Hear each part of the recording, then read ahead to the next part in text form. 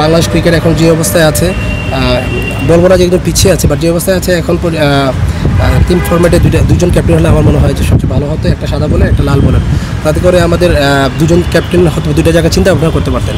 তিন ফরম্যাটে হলে আসলে তিনটা জায়গায় কনফ্লিক্ট চলে আসে, তো ওই জায়গাটা একটু আমাদের জন্য একটু ডিফিকাল্ট হতে পারে। ক্যাপ্টেন্সিটা অনেক একটা প্রেশার, একটা স্বাভাবিক, একটা দেশের হয় আপনি এটা রিপ্রেজেন্ট করছেন, একজন থাকতেই পারে। আমার মনে হয় যে তার ক্যাপ্টেন্সি হয়তো বা তার জন্য একটা প্রেশার হয়ে যাচ্ছে, অথবা তিন ফরম্যাটে সে কিন্তু একটা কথায় বলেছিল যে তিন ফরম্যাটে সে চিন্তা ভাবনা করতে গিয়ে তার হয়তো বা ব্যাটিং টিমে সে তার সময়টা কম দিচ্ছে।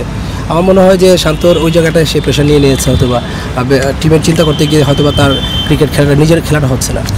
এর আগে বাংলাদেশ 2017 এবং 2000 যদি ভুল না করি 21 সালে অফিসিয়ালি 3 ক্যাপ্টেন চলে গিয়েছিল, বাট আমি যদি স্ট্যাটস দেখি কোনোবারই যে খুব ভালো কিছু হয়েছিল এরকমটা না।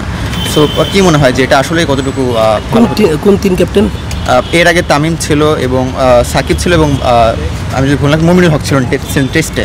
সেবারের পারফরমেন্স যদি আমি এক বছর পারফরমেন্স যদি দেখি, তাহলে খুব যে 3 ফরম্যাটে খুব যে বেশি ভালো হয়েছিল তা কিন্তু না। সো এটা কি আসলে কতটুকু ভালো হবে এবার? একজন 3 ফরম্যাটের ক্যাপ্টেনটা দেখেন, এখানে বললাম তো আমিরুল ইসলাম বুলবুল ভাই, উনি আমাদের বড় ভাই এবং অনেক এক্সপিরিয়েন্স মানুষ। আর সত্যি কথা, উনি অবশ্যই চিন্তাভাবনা করছেন, কিছু নিশ্চয়ই কোনো না কোনোভাবে চিন্তাভাবনা করছেন, সিলেক্টররাও চিন্তাভাবনা করছেন। বাট আমার ব্যক্তিগত অপিনিয়ন হলো আসলে বাংলাদেশ ক্রিকেট এখন যে অবস্থায় আছে, বলবো না যে একদম পিছিয়ে আছে, বাট যে অবস্থায় আছে এখন তিন ফরম্যাটে দুজন ক্যাপ্টেন হলে আমার মনে হয় যে সবচেয়ে ভালো হতো, একটা সাদা বলে একটা লাল বলে, তাতে করে আমাদের দুজন ক্যাপ্টেন হয়তো দুইটা জায়গায় চিন্তা ভাবনা করতে পারতেন। তিন ফরম্যাটে হলে আসলে তিনটা জায়গায় কনফ্লিক্ট চলে আসে, তো ওই জায়গাটা একটু আমাদের জন্য একটু ডিফিকাল্ট রান করাটা।